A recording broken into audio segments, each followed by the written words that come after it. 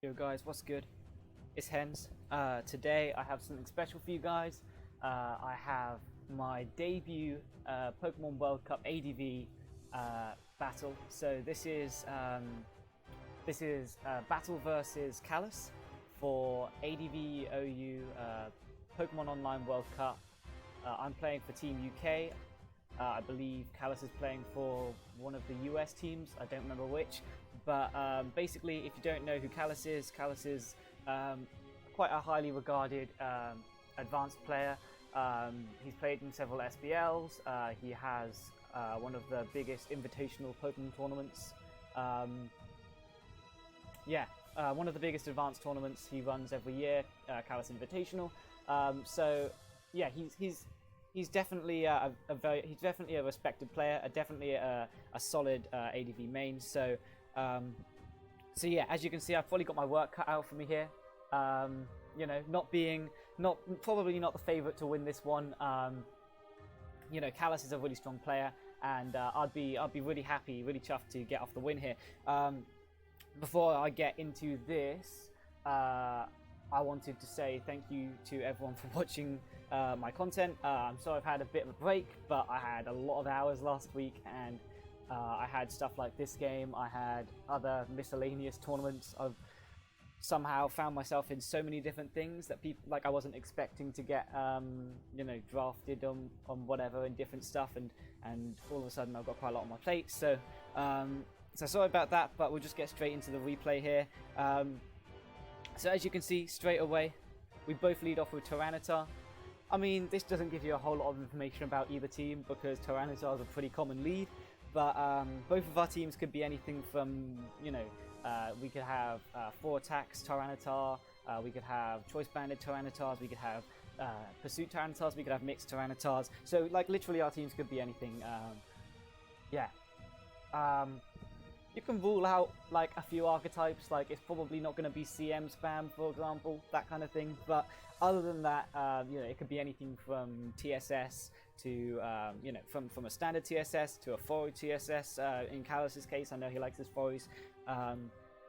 It could literally be anything. It's really up in the air. So the safest play for me, I'm playing a Meta Me Jolt Spikes. Just so you guys know what that 6 is. In case you're new to ADV or you don't play it a lot, that's going to be your main Jolt Spikes force. So you've got your Tyranitar, your Jolteon, your Skarmory, and then your Gengar. And then the last 2 there is usually something to check Tyranitar better. So that's either going to be a Metagross or a Swampert. And then the last one is usually something with some muscle, something that can appreciate one of the breakers. So in this case, we've got Jolteon, Metagross Jolteon, or the other pairing that synergizes as well would be Swampert Aerodactyl. So yeah, mine's Metagross Jolteon. So you got to watch out because if this is a physical Tyranitar, it can be quite threatening because you know, if my best check to a physical Tyranitar is a Metagross, all it takes from him is maybe 1 or 2 Earthquakes, and then I'm heavily weakened for a rock type in the back maybe, or you know, something like that. Like let's say if it was a physical spam team, I've got to be really careful. So like the safest play that gets me, I feel like the most mileage here would just be to go Skarmory straight away. And in fact that's what we both do, and we both reveal that we have some kind of, most likely some kind of TSS team. So yeah, at this point I just want to get up a spike, taunt his Skarm, that kind of thing. So he goes straight for a taunt on me, and I go straight for a taunt on him. Now you could argue that that was probably not the best play for either of us, because potentially both of us could potentially have a Magneton in the back by these first 2. You know, it's not unheard of to have something like Pursuitar, Magneton, Velotic, Skarm, what's it called, Flygon, that kind of thing, you know. So maybe going for taunt, both of us wasn't the best play, but we both did it. So there you go. His is faster, we see from this, and that's, you know, that's scary because my Skarmory is 199 speed, so it's quicker than an unboosted Agiligross. So this is a really quick Skarmory. I'm surprised he's quicker than me, but it's going to mean that he's going to be able to get the spike initiative right off the bat. So I'm going to go hard Gengar here, and this I do this for multiple reasons. Gengar forces out Skarmory straight away early in the game, It's going to force me to know intel about his team, what kind of team he is. It's going to allow me to know if he's Pursuit Tyranitar. It's going to allow me to know if his check in the back is a Blissey, or I know Callous likes his Celebi, that kind of thing. Or even a Jolteon. He could be running Jolt Spikes as well. So, and I'm just going to, as you'll see here, I'm going to play it safe here. I don't want to get trapped by this Tar. So I'm going to double straight back to Skarmory. As we see, he reveals Celebi. So this works out really nicely for me, because I think this was almost a catch-all mid-ground double, right? Because if he goes Tyranitar to pursuit me, then my Skarmory doesn't get pursuited. Potentially, he might not have Fire Blast, and that would mean that I'll be able to get up a Spike. Now, because he doesn't have Magneton, it's unlikely if he was a mixed Star that he wouldn't have Fire Blast. But luckily, he's not Magneton, so I mean, we can rule that out. But basically, in comes the Celebi here, and a Celebi is maybe potentially a little bit of an issue for my team, because my team really struggles to beat it. And now, I picked my team knowing that Callous likes to use Celebi, but, you know, knowing that this team had a good matchup versus Fori was something quite important, because it has a Grass Gengar, and Grass Gengar, with a couple of spikes up, is able to not be pursuited if you outplay, right? You know, if you outplay maybe once or twice, then you're going to outplay Pursuitar, and you're going to be a huge issue for your opponent's Fori, and you know, spin blocking them practically the whole game, making a lot of progress every single time Fori comes in. So that was why I really like this team, right? Because Grass Gengar plus Skarmory, right? But anyway, I can't remember what my train of thought was. It was something. Oh. Well, I scouted with the Gengar, I scouted to Skarmory, I knew that I wanted a Spike, and Skarmory covers the Blissey / Celebi / well, it doesn't really cover the Jolteon, but it covers a lot of things that could have come in there to annoy me, right? So I was quite happy with that. I think it was a pretty solid mid-round, and like switching back to Skarm on Skarm was never going to net me too little. Now here he reveals that he has Moltres, and Moltres is very scary for my team to deal with, because my water type on this team is actually Starmie, and Starmie does not want to take a HP Grass because it's an offensive Starmie. Offensive Starmie does not take HP Grass well. The issue is that Tyranitar can't just come in for free either, because if he Wisps, Tyranitar's essentially a neutralized threat for the rest of the game. Now you're going to see here that I do go Tyranitar, and that's, you know, most Moltres click Wisp for the first time. That's no surprise. But the way that I saw it is that if he doesn't click Wisp, then it's great, because I get off a big hit. But also, if he does click Wisp, it's not the end of the world, because my team doesn't necessarily need Tyranitar to win. I have 3 special threats in the back. It's not like my last is Aerodactyl and I need Tyranitar around to force switches on Spikes. No, it's more like I have Jolteon and Gengar to force switches for my Starmie in the back. And that was why I made this play, because I thought that Tyranitar was maybe not the biggest and most important factor in this game. So you're going to see here, I believe I just doubled back to Gengar. Yeah, and the reason I did that is because he's never staying on a Rock Slide. Burned, what's it called? Tyranitar's doing shit all to a Skarm, or potentially, most likely a Purr. In the back, excuse me. So I double back to Gengar here. It stops him from getting up another Spike, and it just means that I can fire off an attack. And because, of course, I'm Grass, I don't fear any kind of Purr either. They all are just fodder for this Gengar, right? And of course, Skarmory is also definitely fodder. So my Gengar comes in here. It's going to force out his Skarm, and I believe I just go for a Fire Punch for Chip. Yep, I do, and that's going to force his Celebi to go for recovery, so that he can continue to check my Gengar, right? And so what this means is that it's just a free switch into my Skarmory and another Spike. So I'm really happy with this series of turns that's just happened, because it's put me ahead in the Spikes war versus a Skarmory that was actually quicker and had taunts. So that's, you know, you can't ask for a lot more at this point in the game, I feel like. I guess my Tar being burned is not ideal. But anyway, the Gengar comes in here, and the Gengar is now threatening again. I believe I just clicked T-Bolt, and that was because he could have gone Moltres there, predicting a Fire Punch. If he knows that if he predicts me to be Fire Grass coverage, I can't have him bringing in the Moltres and, you know, decimating my team, right? Because it's very scary at this point to me. But my Tyranitar is burned. Like I said, I don't want to bring in Starmie just yet, but also because if the Skarmory goes down, Starmie has Rapid Spin, and that's going to allow me to get really in the lead. If I manage to find a place to safely Rapid Spin after his Skarm is dead, then I'm in an incredible spot in this game, because he can't switch and I can in that sense, right? So here he goes for Roar with his Skarmory, and I'm not sure I agree with this play on Callous's part. Callous YouTubes himself, and I'll definitely link that in the comment section, because he might put up a his own perspective on this game, and definitely go check him out, actually, guys, because he does a lot of ADV content, almost entirely ADV content, and he's a lot more consistent of an uploader than me. So if you guys are interested in ADV, please check out Callous, drop him a sub, show him some love. But yeah, where was I? Let me just skip back a turn so I can see where I was. I went for a spike as he goes into his Skarm mode. Yeah. So here, my Gengar comes in on his Skarm, and then I T-bolt him. I explained the thought process for that, didn't I? Yeah. And so that's those set of turns. I'm quite lucky to get paralysis there, because it means that his Skarmory can't actually taunt my Skarm first anymore. Anyway, he pulls in the Metagross here, which is not very good for me. It's probably one of the worst ones that he could have brought in, because it's quite heavily walled by his Skarm and his Moltres, but he doesn't know that I'm not mixed yet, and it's quite plausible on a team without Magneton that this Metagross is mixed, especially after you see leftovers, then it's not banned, right? Callous will probably scout for a HP Fire, and that's pretty free Moltres, so knowing that he probably goes to Moltres here, or the like, I just go Jolteon. Now, it's a nice scout for him to go Swampert. I think I agree with that play on his part. I mean, I think Moltres was better, but taking a big Psychic with Moltres at this point in the game would be really bad for him. So, because Moltres is very, very strong versus me. But yeah, because because I'm a TSS style team, but without Blissey, I've got the Jolteon instead because it's a faster paced team. So very, very yeah, I think it's a decent play from Callous to bring in Pert there.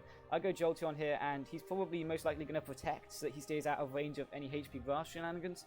So I'm going to switch here into my Skarm, and he actually surfs, which is fair enough. I'm not sure I agree with that play, but it works out for him quite nicely there. He's going to surf down my Skarm for some chip, and I'm able to get up my max layers of spikes, which is lovely. I just drill peck the Pert here, which was definitely a misplay. The way that I saw that play was... it helps me find out what kind of Pert he is. Now, obviously, most likely, he's a Mono Pert from Show and Surf, but he could be mixing it up. I mean, we also know that Callous really likes his Mono Pert. He's a big fan of that. So, yeah, maybe this was a pretty bad play for me. In fact, I would go as far as saying almost definitely it was a pretty crap play for me. But so yeah, my Skarm takes needless damage. It's not hugely important in this game. If I kept it around, it could have roared a potential DD or pivoted an extra time on Aerodactyl. If that is his last, I don't think... Well, I mean, you guys will see. It's most likely, in my opinion, to be something like a Gengar, because he needs spin blocking in order to make this sort of TSS kind of team work, right? But, yeah, anyway. So Swampert surfs me, bit of chip, etc, etc.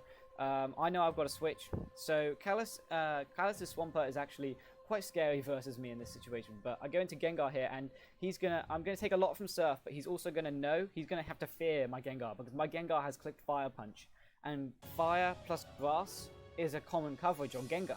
He can't risk my Gengar grassing his Pert and then him just, being insanely afraid of my team, right? That could be really, really bad for him. So he's going to be forced out by my Gengar. I believe he protects to get back to full and just scout what I go for. And I do go for the grass. Now, I could have said, oh, I can try and catch him with whatever move if I fake that I'm not grass by going for like Ice Punch or something. Now, I don't actually have Ice Punch, but let's just say, for argument's sake. But I think that forcing out the Swampert and getting some damage on something else instead, like predicting here with Fire Punch or something like that, or T-Bolt, is probably better for me, because I would rather have chip on stuff that's annoying for my special attackers. Pert is annoying to them, but like, it's a Mono Pert, right? I can see from Surf and Protect that it's most... the odds are very high that it's a Mono Pert, right? And so,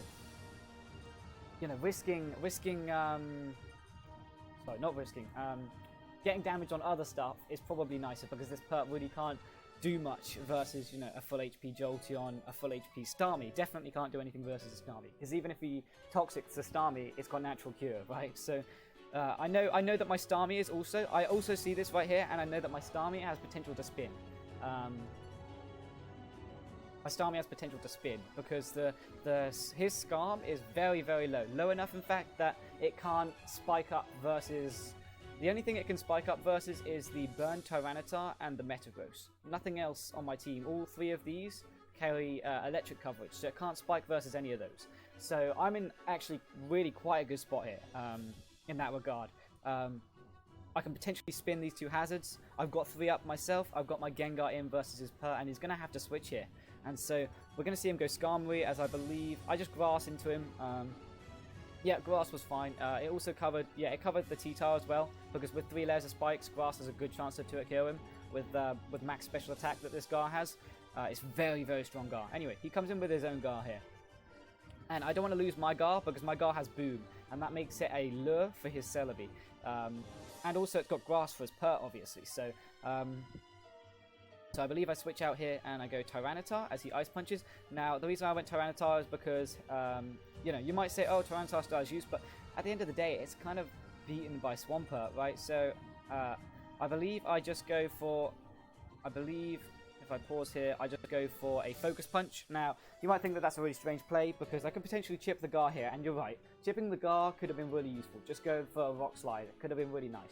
But I thought, if he goes Tyranitar on me versus my relatively useless Tyranitar and gets hit by a Focus Punch, that kind of seals the deal kind of thing. You know, it's not like it's guaranteeing the win necessarily, but if he was to make such a choke versus my Tyranitar, which is essentially useless at this point in a sense, that would, you know, like it's me staying in has a potential, and Focus Punching has a very high reward, and the loss from losing my Tyranitar, because it's burned and essentially not very important at this point in the game, because he's got a Monopert even, do you know what I mean? So if you can imagine what I'm doing with my hands right now, I've got one hand high saying, you know, the Tyranitar's usefulness, if I Focus Punch the Tar, his Tar, is really high. Now, he probably wouldn't go Tar, do you know what I mean? But I'm just, you know, it was a hypothetical situation. I just said, if he gave me the Tar here, that would end up amazingly for me. Do you know what I mean? Like, he might think, oh, I can DD up with my Tar or something like that. Do you know what I mean? So, so I just went for it. He Ice Punches me, which is fair enough, and that's just going to mean that my Tar is dead, but that's fine. That's absolutely fine. What I didn't want to happen was my Jolteon to take more chip than it needed to at this point in time. So, as you'll see here, I'll go into Jolteon, and I believe I just click Raw here, or just T-Bolt. I didn't want to risk this Gengar attacking me. I think I just T-Bolt. Yep, and the thing about that is that it's not too awful, because it forces the Celebi to go for a recovery anyway, because 3 layers of spikes are up. And I believe I might just Raw here. Yeah, so Roaring in the Tar, kind of unfortunate. You know, getting in one of these two would have been huge. But hey ho, it happens. What can you do?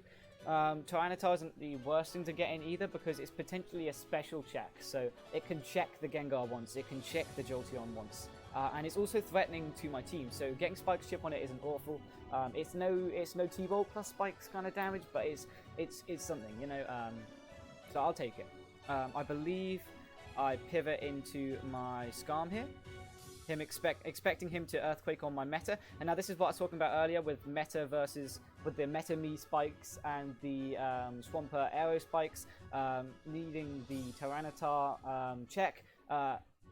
Callous knows that my main Tyranitar check on this team is Metagross, but if he Earthquakes it, and then he, you know, because I know nothing, that is the first bit of intel, plus leftovers, I suppose, that I've got on his Tyranitar set. For all I know, he could still be Taunt DD. Now, I believe he brought this team in SBL, looking at it more now. Might have been one of the very last games of SBL, actually, but all things considered, I didn't want to take that EQ, because if he was, say, Taunt DD, if he Earthquaked my Metagross, switched out, came back in next time versus, you know, anything really, like came back in versus something that he can set up on, right, and DD'd. Not a lot of my stuff actually gives him an opportunity to set up, probably just the Jolt really, but let's say he gets an opportunity to DD up, then my Metagross is in range of his Earthquake. So I wanted to make sure that my Metagross wasn't sustaining heavy damage, especially because Spikes are on the field. So I believe here I pivot Skarmory, and then I go, I luck out here. I Roar just in case he DDs, and I luckily avoid a Rock Slide. So that was a very lucky turn for me, because that Rock Slide could have potentially killed my Skarm. I'm not sure if it's a roll or something. Here I Drill Peck the Celebi just for chip. Yeah, I mean, HP on my Skarm is not hugely important.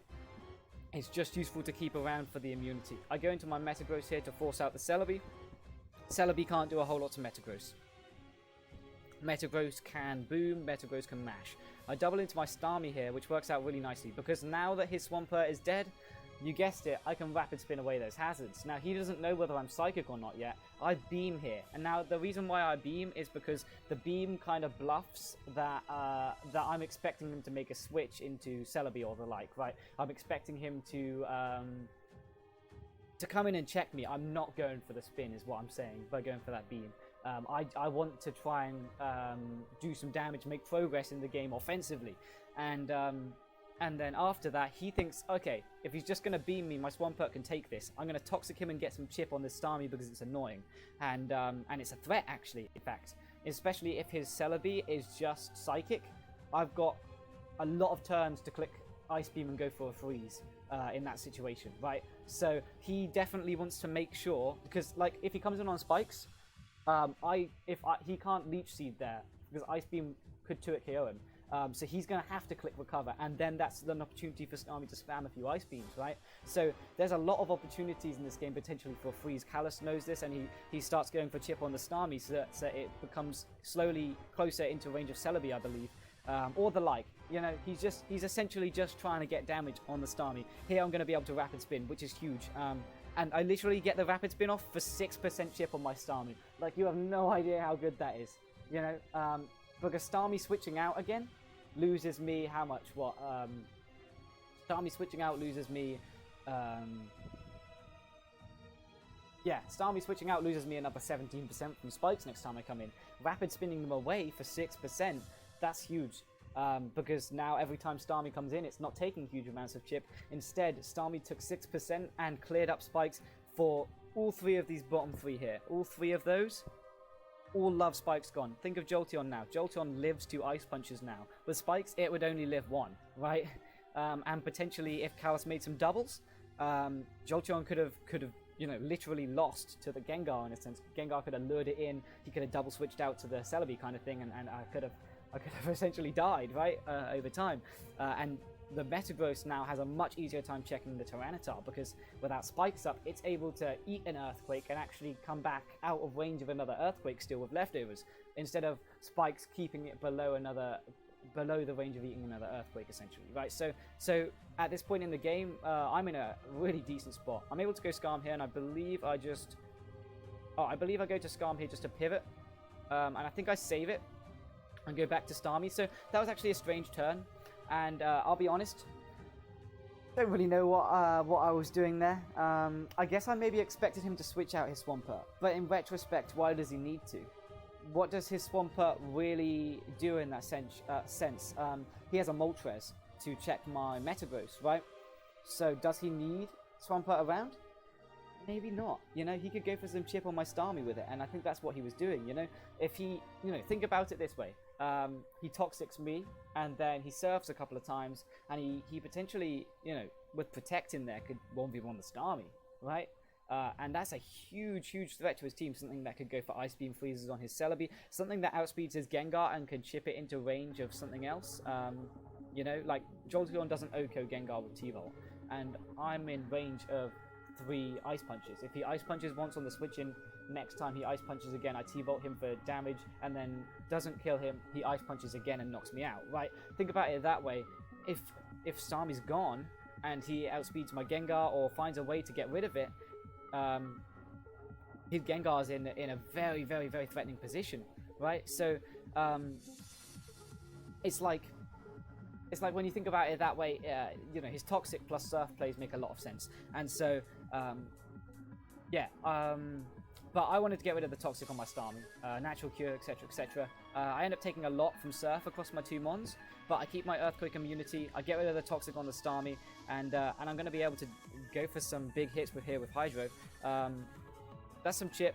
He misses a Toxic, which is pretty big, because he would have been able to protect away some damage. I double into my Jolteon here on the Protect, because I know that he's in HP Grass range, and I don't want to risk extra damage. I believe I click Raw a couple of times. Yeah, so I click Raw once versus the Pert, and I think, okay, maybe that'll bluff him into thinking that I'm not Grass on my Jolteon, and that I can just click Grass here and take him out. He makes a really nice mid-ground. Now, I think Callous, I really appreciate this play from Callous. You might think that switching Moltres into a Jolteon is a madman's play, but when you think about it, there's two different ways that can go down. I can HP Grass the Swampert, which is shit for him. He doesn't want to lose the Swampert if he can help it, because it's very annoying for my Starmie. He doesn't want to lose the... he doesn't want to switch in his Celebi to a Raw, or maybe potentially worse, a HP Ice even. If I was to HP Ice twice into his Celebi, that could be plus spikes. That's a lot of damage, right? That's a lot of damage. In fact, I would spikes plus HP Ice him once. That would be solid chip that stays. Like there are a lot of plays that I can make there that make me progress. That Moltres can essentially work its way around by switching in, because it's immune to the spikes, so it's granting me half the amount of chip from clicking Raw. It's blocking, it's living the HP Ice, it's blocking the HP Grass from doing any kind of damage. So that was a really nice play from Callous. Really respectable mid ground. He then goes into his Celebi, knowing that I'm knowing that I am HP Grass and not Ice. And that I'm not likely to Raw versus something as threatening as Moltres. If Moltres was to kill my Jolteon there, I would be in an awful position, because look at Gengar and just look at my team, right? Like, it throws out Wisps, it lives a hit from Starmie and KOs it back from the range that Starmie's at. I am in potentially one of the worst spots to be in if he kills my Jolteon, right? From where we were, that the worst case scenario turn is that he kills my Jolteon. So I had to go for the T-Bolt. I can't risk that, even if it's highly unlikely that he stays in. I Raw in the Tyranitar here as I Raw out his Celebi. The reason I went for Raw is because Celebi, I don't really have anything that necessarily can come in and threaten to OHKO it without killing itself, without going for Explosion. Of course, he has a Gengar, so that's not exactly a foolproof plan, clicking Explosion. He can predict it and put me heavily in the back if he predicts an Explosion, right? So I don't want to, if I can help it, I don't want to put it down to a 50-50 like that. You know, that would really suck. So I just go for a Raw, knowing that he's going to go for Recovery, and that it forces out the Celebi. We know that the Celebi struggles to come in, and it nets me 25%. You know, if I roared in Pert or if I roared in Gengar, that wasn't a bad turn for me at all. So, or even Moltres. Like, it would be a rinse repeat kind of scenario, but it wouldn't be bad by any means. I roar in the Tyranitar here. Now, like I was talking about earlier, I've kept my expendable Rock Slide immune, not Rock Slide immune, Earthquake immune, and my Metagross doesn't have spikes on the field anymore, so my Metagross can come in quite easily and eat up an Earthquake even. So I switch into my Metagross here, knowing that I went Scarm last time. He's probably likely to Rock Slide, but also because I know that I can eat up an Earthquake and still continue to check the Tyranitar. I double here into my Starmie, expecting the Moltres, and that works out really, really nicely for me. I'm very happy with that play because I'm able to click Beam here. His Moltres can't stay in, and I'm able to hit the Pert for some chunk. Oh, I actually pumped, sorry. I go for the safe play. Because like I said, I can't lose Starmie. I can't lose any of my components apart from Scarm at this point in the game. He comes in with his Gengar here because he knows he lives one and threatens me out. He goes for Ice Punch, which is a really, really strong play from Callous. I'm going to pause here because you're going to think that play might be a bit strange. You might think, oh, he has to T-Bolt the Starmie. My Starmie could have Psychic, etc, etc, etc. Starmie has to run Hydro Pump, Ice Beam, and T-Bolt pretty much all the time as its main 3 coverage moves, right? It's unlikely that you're going to see Psychic on Starmie. Now, if I had it and that he wasn't a bulky Gar, now we see here that he isn't a very bulky Gar, but because of his damage output onto my Jolteon. But like, let's say he let's say I had Psychic. I could have had a very good chance to kill him there. So like, that's it's pretty much a pretty heavy read from Callous in that sense. Ice punching on the Jolteon, but it makes him some really good progress, and it puts a lot of pressure on me because now my Jolteon is in a situation where if it takes another hit, Gengar 1v1s it, if that makes sense. Like, Gengar lives the hit and then takes it out, right? So I have to T-Bolt here. I'm pretty much forced. I make a read myself here because I know that I'm going to fall into the back if I don't start making them. I go for a Roar, and that's going to net me the chip on Celebi. That means that it can't come in and really check any of my special attackers anymore. He would have to, this puts him in a situation where next time one of my special attackers gets in properly, he is forced to a sack, right? Now, here he has Tyranitar in versus my Jolteon. I believe I predict him to Earthquake here. And I go into my Gengar on an Earthquake, which I'm very happy about. And I believe I decide that this Tar is too annoying for me to deal with potentially, and I believe I might just go for a grass here, or for chip, or I go into Metagross. I can't quite remember what I do. Yeah, I go for the grass for the chip. So some people might disagree with that play. I knew it didn't kill. Don't get me wrong, I knew it didn't kill. But putting Tyranitar to the point where it can no longer force out my Jolteon, I think I liked it, to be honest. And in retrospect, well, like, I liked it at the time. In retrospect, looking at it now, Gengar was very threatening. It could come in and Fire Punch / T-Bolt and fuck something up, right? Like, if his Gengar takes a T-Bolt, then it's potentially in range of my Jolteon. In fact, it's most likely in range of my Jolteon plus Sand, right? So, you know, that's awful for him, right? He doesn't want that at all. So I probably should have kept it around, because it could have made a lot of progress, especially versus Moltres, if you look at it this way as well. So Moltres is currently very easily out of range of anything that my Metagross has. My Metagross is an Agility Gross. It has Meteor Mash, it has Earthquake, and it has Explosion and Agility. Right? It has nothing that can hit Moltres super effectively. That's one of the reasons why Moltres has gained so much speed lately, is because it's actually a pretty annoying one for Metagross to deal with. And so because I know, sorry. Lost my train of thought for a second there. If I had T-bolted the Moltres, it would have been in range of Meteor Mash. So next time my Metagross comes in versus something that can't touch it, like Celebi for example, I could have Agility'd up, clicked Meteor Mash a couple of times and potentially won. So maybe losing Gengar was me losing sight of my potentially losing sight of my endgame here, because going Metagross there and keeping the Gengar and just getting off like maybe a Meteor Mash or even making a double again could have worked out really nicely for me, I think. Like, what could have worked quite nicely would have been going Metagross on the Rock Slide, and then going back to Gengar on the potential Moltres / Earthquake, staying in, predicting me to double out, right? So, yeah, I don't know. It was a very difficult turn, all in all.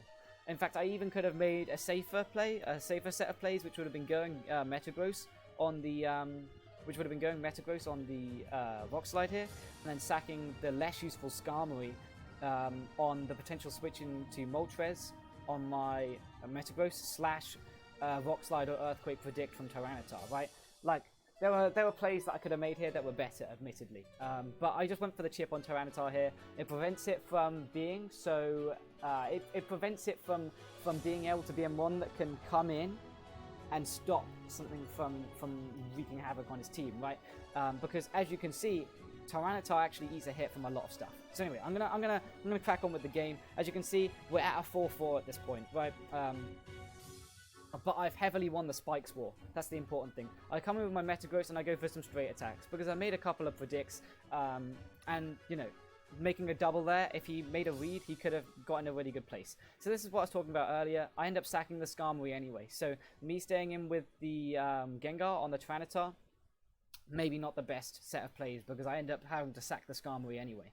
I could have made that series of plays without losing the Gengar. So maybe not my brightest hour. Anyway, the Starmie is going to come on in here on the Tyranitar. Tyranitar comes in as a sack, so I beam it. He comes in with the Gengar. Now, I'm interested about this play. I'd be interested to see it from Callous's perspective. Maybe his best play was to go Celebi and go for Recovery. You might also say maybe that's not the case, because that's risking an Ice Beam. You also know, also this makes sense as well. Like, so T-Bolt from Gengar takes out Starmie from this point. There's two different plays that you can make, basically. One is going into the Celebi and trying to force me out that way, and the other is going into the Gengar here and forcing me out that way. I think it's safe to assume that he's Psychic Celebi. It is his main way of beating Zapdos on this team, so it probably is. Having Grass Celebi would be pretty difficult to beat Zapdos, especially Drill Peck Zap could be very annoying. But yeah, I think the way that I see that interaction, I think Callous made the right play going to Gengar, because Ice Beam Freeze is very real, and so is Crit actually. Celebi staying in and trying to recover up versus a Starmie doing like 35 to 45% kind of thing. I don't know what his spread is, so I don't know. But a lot of damage. Do you know what I mean? So yeah, nice play from Callous. Brings in the Gar. I still haven't got any chip on it. This is how annoying Gar can be if you can't chip it. I go into Metagross here because I see it as a mid-ground. He T-bolts, which is a very nice play. If I'd gone Jolteon there, then that would have been nice. It would, I think it would have sealed the deal, right? Because my Jolteon would have been, you know, so healthy at that point, right? For this late into the game. But I go Metagross because I know that it eats the Ice Punch and it eats the T-Bolt. I didn't want to take a T-Bolt with my Starmie and lose, because if my Starmie dies, then that's my main way of beating the Celebi at this point, right?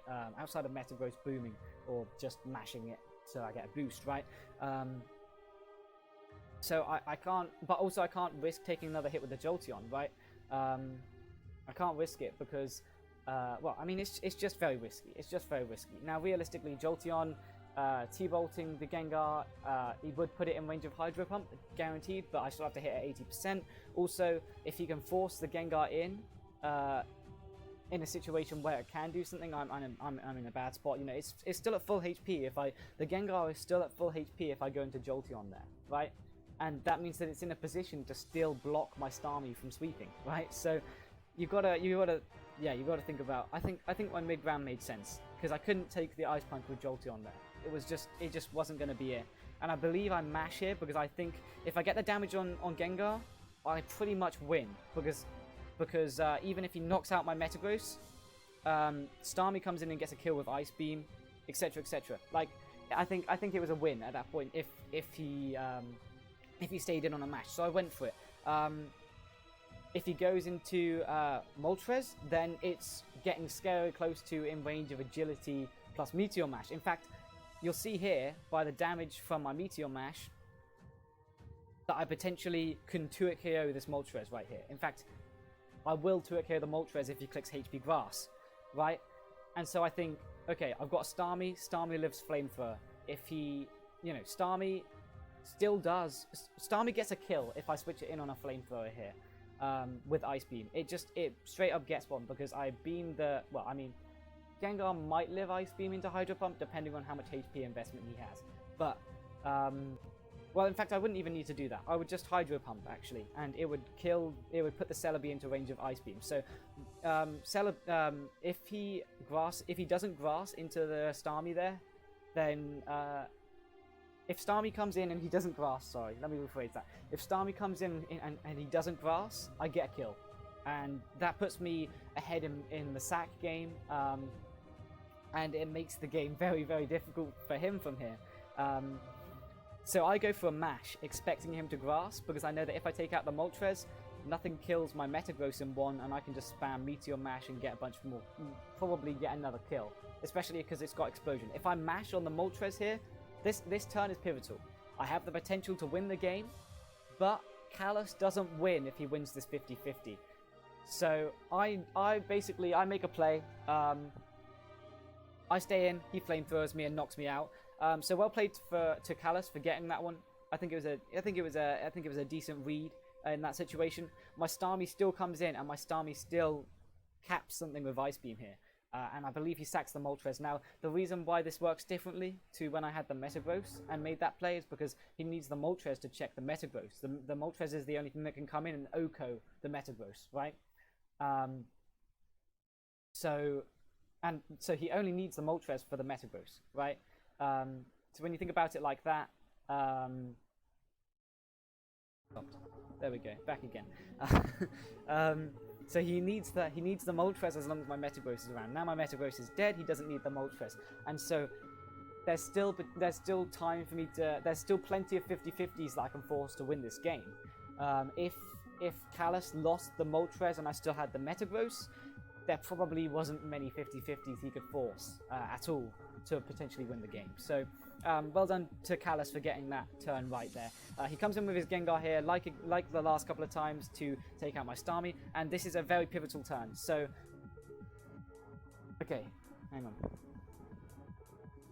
Let's rewind. Let's rewind a little. There we go. Okay, so my Starmie kills his Moltres, and his Gengar comes in. Okay. Now there's a couple of ways that this can go. there's a couple of ways that this can go. First one is that he stays in and T-bolts me as I go for an Ice Beam, and he kills me, and then my Jolteon gets 1v1'd by last one Celebi, right? That's a loss for me. The second one is that he switches to Celebi here, predicting my Jolteon. If he switches to Celebi predicting my Jolteon and he gets that play, his Celebi will heal up to full and most likely wall me and win, just by clicking Leech Seed and recover, right? The other situations are that I stay in here with Starmie and I hit him with an Ice Beam / Hydro Pump as he Ice Punches me, and that nets me with a win. Or the other situation is that I switch into my Jolteon as he T-bolts my Starmie, and every single time so far, every time so far, he's made the plays where he stays in versus my Starmie and forces me to go into Jolteon / in later parts of the game, as we just saw, Metagross as a mid-ground, right? So, when you see it in this way, it's kind of like a 25-25-25-25 rather than a 50-50. There's 4 different ways that this 50-50, I'm just going to call it 50-50. There's 4 different ways that this 50-50 can go down, okay? It's quite an intense turn. Whoever wins this probably wins the game, right? I think there's 125 where if I go Jolteon on the T-Bolt, that's a 25 where Callous still has a chance to win. But other than that, all the rest of the 25s constitute who wins. So I go and I stay in with Starmie on the basis that Callous's best 25 to go for is the one where he T-bolts my Starmie, right? Now, knowing that that is his best odds, I predict him. Okay, this might just sound like utter bullshit to you guys, but I say to myself, okay, let's assume that Callous knows that I will go for the outplay on what his best odds are, right? Which would be to go to my Jolteon to be able to force more 50-50s and potentially win the game, right? And that means that he would win the game if I go to Jolteon expecting the Gengar and he goes to Celebi here. So I Ice Beam predicting the Celebi. I stay in on the Gengar. And as you can see here, I get that turn right, and I'm able to Ice Beam the Celebi for 41%. That's obviously a 2-hit KO. Callous is going to be forced to sack his Celebi here. So this essentially nets me the win, bar hacks. We're going to see here that Gengar comes in. I miss a Hydro Pump on the Gengar. Now there's a couple of ways that I could have done this. I know that my Jolteon lives. I know that my Jolteon is guaranteed to live an Ice Punch. I know that my Jolteon is guaranteed to live an Ice Punch, so it will be able to 2-hit KO the Gengar anyway. I feel like my best odds are to to go for this Hydro Pump and then go for him not critting me or haxing me with Ice Punch, right? So I go for that. Unfortunately, I missed, but like I said, Jolteon still lives one. I do say GG at this point. Callous is like, don't say GG before you guarantee win. I agree. I definitely agree. I do know that I live this, though. From what fire damage his Gengar has done, there is no way that he can potentially get a roll that kills me there, and he doesn't hax me. So I am able to take out his Gengar there, and that is going to be the game. So very well played to Callous. Really, really tight series. There were so many turns in that game that were absolutely pivotal. I feel like it was really quite back and forth. Callous brought it back from quite a difficult position. I feel like after I got the roar off with my Jolteon on the Celebi, he was in a very difficult spot, and he did well to make the 50-50 with the Moltres and get back into that game. So yeah, really cool game. Thank you to Callous for being such a lad during scheduling. We both had some relatively tight days, and he was able to make a good time for me work on the Sunday, which was really nice. And and check out his channel. Make sure you check out Callous' channel. He puts some great ADV content, a lot of really high level games that he narrates. So yeah, please go check that out. Great resource if you're wanting to learn ADV. The whole Callous Invitational 3, I think most of the games, I think if not all of them, are uploaded onto his channel narrated, and Callous does a great job of narrating them and running you through. In fact, like it's better than just watching the replays on their own, I would say. So quick plug for Callous. He didn't ask me to do this, but it's a great way to learn, because if you're new to ADV and you don't know the interactions between certain mons, Callous explains it in the replays. Similarly to that I did today, a little bit quicker, so it's not going to be an ordeal watching them. But I think it's a really great way to improve your understanding of the tier and your knowledge of what mons run, etc., which is always quite a key thing in ADV. So yeah, go check out Callous, drop him a sub, watch some of his videos, drop him some likes and whatever, show him some love, because this was a really cool game, and Callous has some great resources as well. I'm struggling to end this video. I'm just going to close it off now. Thanks for watching, guys. I really appreciate it as always. If you're new, please subscribe down below. Please check out my my other ADV content. I've done a lot of ADV Showdown lives, etc. Check out the new series, Quarantine Hour. I'm trying to do a couple each week. I know I've been slacking last week. I know. Hopefully there'll be one going up this week. I'm not sure what I'm going to use yet. I'll have to build a team. But thank you very much for watching, guys, and I will see you next time. Peace.